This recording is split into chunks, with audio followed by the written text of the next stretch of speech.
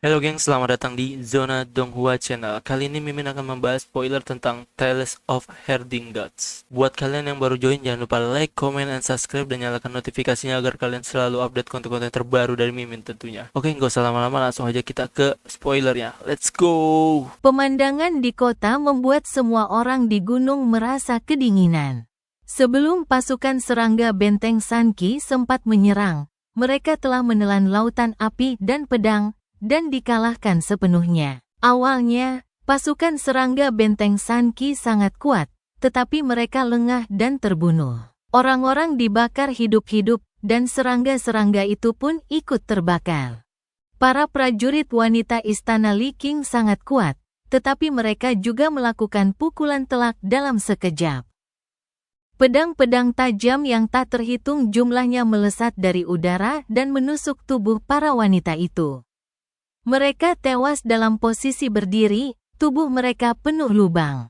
Saat mereka terjatuh, pedang tajam yang menusuk mereka telah melayang dan jatuh kembali ke sarung pedang di belakang prajurit.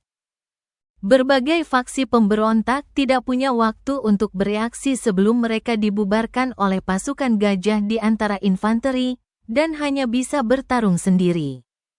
Tetapi tidak peduli seberapa tingginya pukulannya, dia dipenggal dalam sekejap saat menghadapi pengepungan yang dibentuk oleh tentara Yan Kang. Kekuatan tempur individu para pengikut sekte lebih besar daripada prajurit, tetapi kekompakan mereka terlalu lemah dan mereka akan tercerai-berai begitu ada tanda-tanda serangan pertama. Sekalipun ada pasukan dari kerajaan Yan Kang di antara para pemberontak, yang merupakan pasukan terlatih dan teratur, mereka akan dibunuh secara tiba-tiba. Setelah pasukan tercerai-berai, semuanya akan terlambat. Ini jelas perpisahan. Di bawah panji transmisi kultus iblis, serangan mendadak bisa saja dilakukan. Pasukan manapun yang serangan mendadak seperti itu hanya akan menghadapi satu kemungkinan. Hancur total. Di atas gunung, pria bertopeng perunggu itu gemetar dan berkata dengan suara gemetar. Dua jalan, dua jalan. Tuan Yan Kang memberi mereka dua pilihan. Salah satunya adalah pasukan Yan Kang harus maju terus hingga ke Laut Cina Selatan dan membunuh mereka semua. Ini adalah aturan istana. Cara lainnya adalah dengan mengikuti aturan dunia bela diri. Mereka menantang Master Nasional Yan Kang dan bertarung sampai mati. Mereka selalu berpikir harus memilih salah satu dari dua jalan ini, tetapi mereka tidak berpikir harus memilih kedua jalan itu secara bersamaan. Tuan Yan Kang ingin membunuh mereka dan juga menghabisi para pemberontak. Kapan kultus iblis surgawi menyerah kepada istana kekuasaan? Kepala Istana Li Qing berkata dengan tegas. Kapan tanah suci yang tertinggi yang akan memimpin jalan iblis menjadi antek istana kekuasaan? Teknik pedang lihentian dari Istana Li Qing mewajibkan seseorang untuk bebas dari cinta dan kebencian. Serta tidak memiliki cinta, kebencian, atau dendam di dalam hati. Inilah tingkatan pikiran tertinggi dalam ilmu pedang. Hanya ketika pikiran terbebas dari hal-hal eksternal, barulah ia dapat memantulkan hal-hal eksternal dengan sempurna bagaikan cermin bening. Tetapi sekarang, ketika penguasa Istana Li Qing, Qiu Diei, melihat murid-murid Istana Li Qing dibantai, dia masih bingung, pikirannya kacau balau, dan ia juga sangat cemas. Master Yan Kang mengarahkan jarinya, dan energi di ujung jarinya berubah menjadi cahaya pedang. Cahaya pedang itu melonjak dan langsung mencapai tenggorokannya. Bukan hanya kepala Istana Li Qing yang kebingungan, tetapi semua orang juga. Ketika guru kerajaan Yan Kang menyerang kepala Istana Li Qing, tak seorang pun sempat turun tangan. Kita akan mati. Shen Wanyun dan yang lainnya memiliki pikiran yang sama dalam benak mereka. Gunung ini tertutup oleh penjara langit seluas 800 hektar, sehingga gelombang pertempuran tidak dapat disalurkan dan hanya dapat saling dipanggil. Saya khawatir saat Tuan Yan Kang dan pasukannya bertempur, mereka akan terkejut dan hancur berkeping-keping. Tepat ketika Master Yan Kang hendak bertindak, sebuah bendera besar tiba-tiba muncul di hadapan Qin Mu dan yang lainnya, berkibar tertiup angin. Bendera itu disampirkan di atas mereka, dan bendera itu berkibar dan bergetar. Tiba-tiba, bendera, orang-orang, dan Long Qilin menghilang bersama-sama. Detik berikutnya, Qin Mu dan yang lainnya muncul di kaki gunung. Shen Wanyun, Yun Ke, Yue Qinghong, dan yang lainnya menoleh. Hanya untuk melihat pria-pria aneh bertopi kerucut berdiri di samping mereka, membentangkan bendera-bendera besar. Ratusan orang asing ini berdiri melingkar di sekitar gunung kota. Dengan bendera-bendera besar berkibar menutupi gunung kota. Kemudian terdengar suara tua berteriak, "Maju!" Keinginan puluhan bendera besar berkibar-kibar, dan ketika bendera-bendera itu lewat, gunung di belakang bendera-bendera itu, bersama dengan makhluk-makhluk setingkat pemimpin di gunung itu, termasuk Master Yan Kang, diusir. Di tempat yang dulunya merupakan gunung, hanya tersisa sebidang tanah putih, dan di tanah tersebut terdapat rumah bangsawan kota yang hancur. Shen Wanyun, Yun Ke dan yang lainnya terkejut dan bingung. Tetapi mereka melihat orang-orang aneh itu mengibarkan bendera-bendera besar lagi, dan menutupi diri mereka dengan bendera-bendera itu. Menutupinya juga. Sebelum Shen Wanyun dan yang lainnya sempat tersadar, sebuah bendera besar telah menutupi mereka. Mereka merasa pusing dan ketika akhirnya mendarat di tanah yang kokoh, mereka mendapati bahwa mereka telah meninggalkan kota Daxiang tempat pertempuran berlangsung dan telah tiba di puncak gunung. Gunung itu sangat tinggi dan angin menderu kencang, membuat pakaian mereka berdesir. Ratusan pria bertopi kerucut aneh berdiri di sekitar mereka. Shen Wanyun dan yang lainnya menahan ketegangan mereka dan mereka saling memandang dalam diam. Adalah anggota kuat dari kultus iblis surgawi. Mereka menculik kami dan kami tidak tahu apa yang akan mereka lakukan. Sekte Tianmo yang sangat misterius, sekte terbesar dan terkuat di dunia sihir, selalu merahasiakan tindakannya. Pengadilan Yan Kang telah menyelidiki dunia sihir ini lebih dari sekali, tetapi tidak pernah menemukan banyak informasi yang berguna. Kali ini, Sekte Iblis membantu Master Nasional Yan Kang dan membawa mereka pergi dari tempat Master Nasional Yan Kang dan yang lainnya terjadi.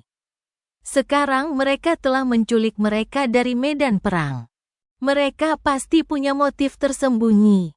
Tiba-tiba, satu demi satu, para pria asing itu melepas topi bambu mereka, membungkuk hormat dengan sopan santun seorang murid, dan berkata serempak, "Bawahan. Beri hormat kepada sang guru. Beri hormat kepada sang suci." Shen Wanyun dan yang lainnya tercengang. Menyaksikan para anggota kuat Sekte Iblis Surgawi ini membungkuk dan mengamati tata krama para murid, merasa ketakutan. Biksu Yun Ke segera menutup matanya dan berteriak, "Aku tidak melihat apa-apa. Aku tidak melihat wajah kalian, jangan bunuh aku untuk membungkamku." Pada saat itu, sebuah suara yang familiar terdengar di samping mereka, "Bangun, tidak perlu sopan." "Terima kasih, Guru Suci." Pria-pria aneh itu berdiri. Sementara Shen Wanyun dan yang lainnya menatap orang yang berbicara di sebelah mereka dengan ketakutan.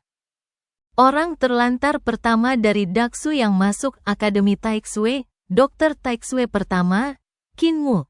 Apakah dia pemimpin Sekte Tianmo? Qin Mu memasang ekspresi lembut dan tersenyum pada mereka. Dokter itu adalah pemimpin Sekte Iblis, jadi siapa Santo Iblis? Tanya Yue Qinghong dengan suara gemetar. Si Yun Xiang tersenyum malu, dan Yue Qinghong merasa ngeri. Aula Kekaisaran Hang Wang di Akademi Taiku, Akademi Kekaisaran Jian Sanseng. Dan Chen Yunting, Aula Kekaisaran Zhengyuan. Ketika Sen Wanyun melihat Master Balai Pedang dan Master Balai Formasi, hatinya mencelos dan dia tenggelam. Kita mati, kita mati. Biksu Yunkue meraung marah. Kau sudah melihat wajah asli mereka, kau sudah mati. Kenapa kau memberitahukan nama mereka? Para biksu menutup mata, dan sekarang setelah kau mendengar nama mereka, aku juga sudah mati. Master Balai Pedang melirik mereka berempat dan berkata, Tuan Suci. Sekarang setelah mereka melihat jati diri kita yang sebenarnya, haruskah kita menyelesaikan mereka untuk mencegah masalah di masa mendatang? Biksu Yunkue segera membuka matanya, menatap Kinmu, dan berkata dengan senyum meminta maaf, Dokter. Guru Suci, kita sekelas. Apakah Anda lupa bahwa Anda telah memukul saya? Saudari Fox, Saudari Fox. Mengingat saya telah memberi Anda begitu banyak uang, memaksa Anda mengatakan sesuatu yang baik? Hulinger menutupi kepalanya dan menggoyangkan ekornya, menunjukkan bahwa dia tidak berdaya. Kinmu menghiburnya, jangan khawatir, Tuan Yun. Jangan khawatir, semuanya. Aku di sini untukmu. Aku di sini untukmu. Ia menoleh ke kepala Aula Pedang dan berkata, Aula Pedang, namun juga. Mereka semua teman sekelas Akademi Kekaisaran. Tanyakan apakah mereka bersedia bergabung dengan Gereja Suci. Jika tidak, kuburkan mereka di tempat indah ini dengan air jernih dan pegunungan. Kinmu berbalik dan menghiburnya, jangan khawatir. Jangan khawatir. Aku akan mengurusnya. Biksu Yunkue sedang buang air kecil dan besar, dan rambutnya berdiri tegak. Untungnya, kepalanya botak, kalau tidak, rambutnya juga akan berdiri tegak. Kinmu menoleh lagi dan berkata, Jian Tang, jangan bunuh mereka di depanku. Wan Yun, King Hong, jangan khawatir, kami bukan sekte jahat yang membunuh, membakar, dan berkelahi. Jangan khawatir, tidak apa-apa, cepat hunus pedang kalian, agar mereka tidak menderita. Aku mendengarmu, Biksu Yunkue berteriak, Jian Tang, jangan kemari. Aku sudah menjadi anggota sekte iblis. Pah, anggota sekte suci. Yue King Hong dan Sen Wanyun sangat berharga, dan Yue King Hong berbisik, Kakak, apa yang harus kita lakukan? Sen Wanyun ragu sejenak dan berkata, fakta bahwa Sekte Iblis Surgawi membantu Tuan kali ini menunjukkan bahwa Sekte Iblis Surgawi juga merupakan bagian dari istana kekuasaan. Tidak ada salahnya bergabung dengan Sekte Iblis Surgawi. Jika kau tidak bergabung, sudut matanya berkedut, tetapi dia tidak mengatakan apapun. Yue King Hong menghela nafas lega dan berkata, tidak ada salahnya bergabung dengan Sekte Iblis Surgawi. Kita bergabung saja. Ketika dia berbicara, budak serigala itu tentu saja tidak punya sesuatu untuk dikatakan. Yue King Hong berkedip dan berkata pada Si Yun Xiang, Nona, jika kami tidak bergabung dengan Gereja Suci, Anda tidak akan mencoba membunuh kami, kan? Si Yun Xiang mendengus pelan dan berkata, pemimpin itu baik hati, dia hanya bercanda dengan kalian. Biksu Yunkue menghela napas lega dan berteriak, saya tahu Anda bercanda. Dokter, Anda bercanda, kan? Dokter, Kinmu tertawa tanpa mengatakan apapun, sementara wajah Yunke memucat. Kinmu berjalan ke tepi tebing dan melihat ke puncak bukit lain. Itulah medan perang tempat Master Yan Kang dan sekitar pemimpin sedang terjadi. Jaraknya lebih dari 10 mil dari sini. Segel penjara langit yang didirikan oleh pria bertopeng perunggu dan yang lainnya telah ditembus, dan lubang-lubang bermunculan satu demi satu. Dari waktu ke waktu, badai dahsyat datang dari lubang-lubang itu. Angin menderu menerbangkan sebagian besar hutan, menyapu pepohonan yang tak terhitung banyaknya ke udara, dan mencabik-cabiknya. Pertempuran di gunung itu terlalu mengerikan. Itu adalah pertarungan hidup dan mati antara para pemimpin. Bahkan pada jarak yang begitu jauh dan dipisahkan oleh kurungan penjara surgawi. Seseorang masih bisa merasakan denyutan yang mengerikan itu. Panggilan angin kencang kembali bertiup, dan Shen Wanyun dan yang lainnya menyadari bahwa ketika mereka baru saja mendarat di gunung, mereka merasakan angin di sini dengan sangat kencang. Terjadinya angin kencang di gunung itu disebabkan oleh pertempuran yang terjadi lebih dari 10 mil jauhnya. Terlebih lagi, angin semakin kencang, membuat pepohonan di gunung bengkok. Angin datang bergelombang, dan ketika angin depan berhenti, angin belakang datang. Pepohonan baru saja pulih ketika dibengkokkan lagi. Dan beberapa pohon bahkan patah menjadi 2. Puncak gunung seharusnya sudah hancur. Qin Mo melihat bahwa tempat pertarungan mereka semakin rendah, dan sekarang hampir rata dengan tanah. Dari jarak jauh itu, dengan menggunakan mata langit ilahi, mata langit biru, seseorang dapat melihat pertempuran di sana, tetapi tidak jelas. Karena pertarungan mereka begitu cepat. Bahkan mata langit biru pun tidak dapat menangkap gerakan mereka, apalagi gerakan mereka. Qin Mo hanya bisa menilai berapa banyak orang yang ada di gunung berdasarkan lintasan yang dibentuk oleh orang-orang kuat ini saat mereka bergerak. Makhluk setingkat pemimpin lainnya telah tumbang. Hati Qin Mo sedikit terguncang. Yue Qinghong melihat sekeliling dan melihat semua anggota kuat Sekte Iblis Surgawi berdiri diam di puncak gunung. Menyaksikan pertempuran di daratan. Mereka tidak bermaksud membantu. Ia bertanya dengan bingung, "Kalian tidak akan membantu?" "Tidak."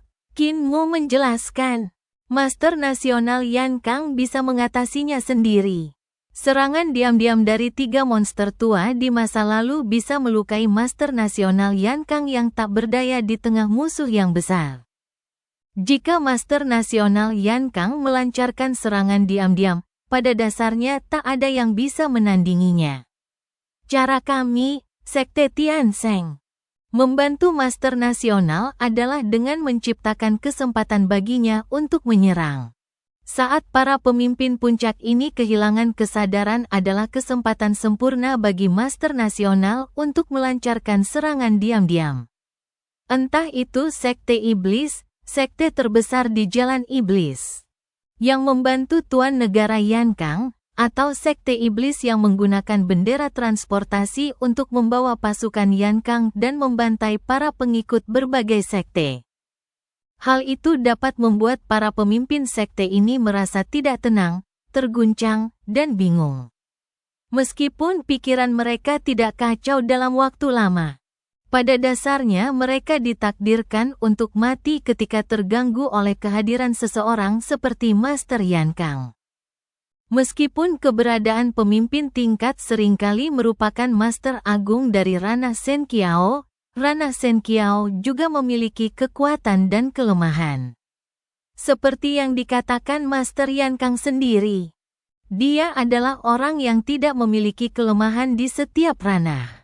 Sebesar apapun sudut orang lain, mereka tidak sepanjang garis lurusnya. Tingkat melampauinya melampaui orang lain, dan melampaui kekuatan orang lain.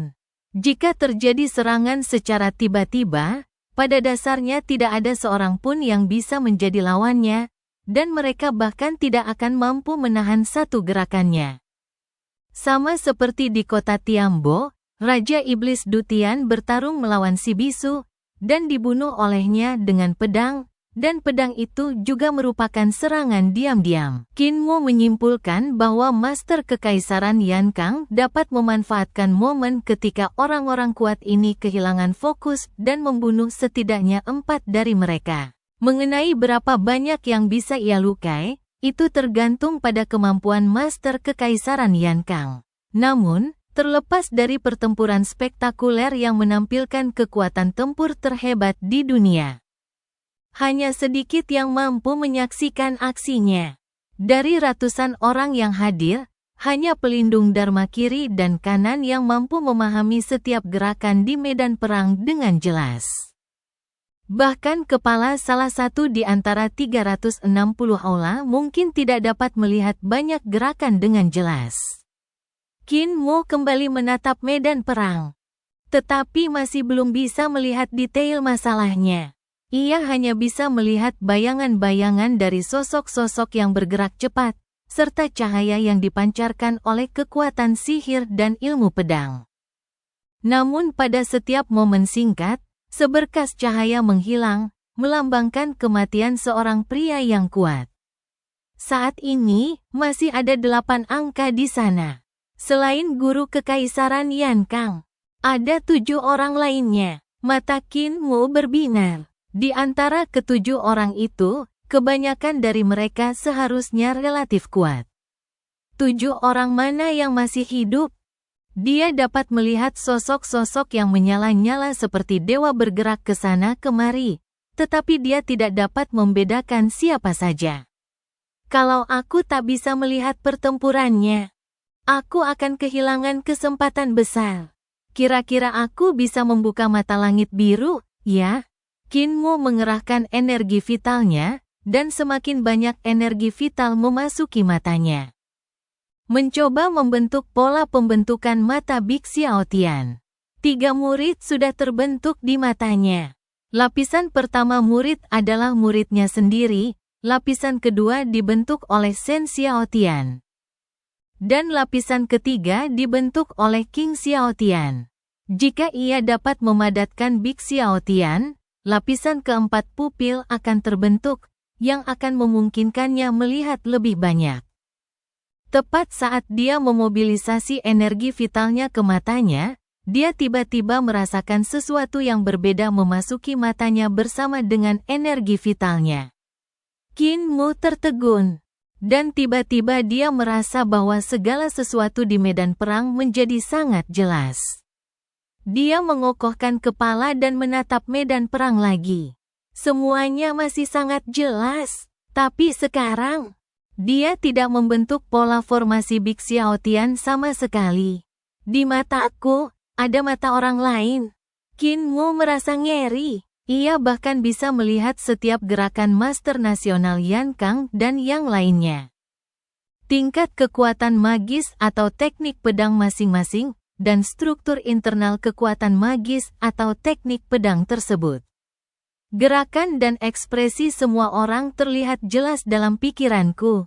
Ini bukan apa yang bisa dilihat oleh matanya, tetapi apa yang dilihat oleh mata orang lain, atau dengan kata lain, orang lain sedang menyaksikan pertempuran itu melalui matanya. Siapa yang menyaksikan pertempuran melalui matanya?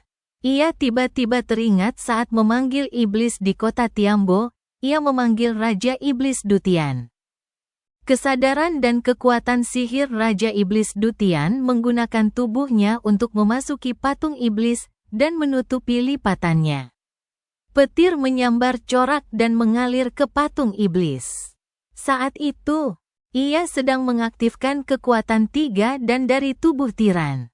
Saat teknik itu dilakukan, ia merasakan sesuatu memasuki tubuhnya saat energi vitalnya beredar. Pada saat itu, murid-murid Sekte Hongsan datang dan merapal mantra penolak iblis. Meskipun mantra penolak iblis gagal mengusir Raja Iblis Dutian, ketika mantra penolak iblis menyinari Raja Iblis Dutian, Qin Mo merasa pemanggilan iblisnya terganggu, dan kekuatan sihir serta kesadaran yang mengalir dari tubuhnya ke patung iblis terputus. Dengan kata lain, pada saat itu, sebagian kesadaran dan kekuatan sihir Raja Iblis Dutian dicegat di tubuh Qin Mo. Jadi, yang ada di dalam diriku sekarang, menyaksikan pertempuran melalui mataku, adalah Raja Iblis Dutian. Qin Mo sedikit ketakutan. Di mana kesadaran Raja Iblis ini bersembunyi di dalam dirinya? Mengapa dia tidak menyadari sesuatu yang aneh selama berlatih teknik 3 pil tubuh tiran? Apa yang direncanakan Raja Iblis Dutian? Ada pemimpin iblis Li Tianxing di tubuh Nenek Si. Kalau di tubuhku ada Raja Iblis Dutian, pasti seru banget. Kinmu tetap tenang. Untungnya, Raja Iblis Dutian menggunakan matanya untuk mengamati pertempuran. Hal itu memungkinkannya melihat situasi di medan perang dengan jelas. Kemampuan sihir Tao yang ditunjukkan dalam duel antar master dapat memperluas wawasannya. Yang kucegat hanyalah jejak kesadaran dan kekuatan magis Raja Iblis Dutian. Sekuat apapun dia, kekuatannya tidak sebesar itu. Selama aku bisa ketemu, aku pasti bisa menghadapinya. Jangan beritahu musuh sekarang, lebih baik berpura-pura tidak tahu. Sekarang dia akhirnya bisa melihat situasi pertempuran dengan jelas.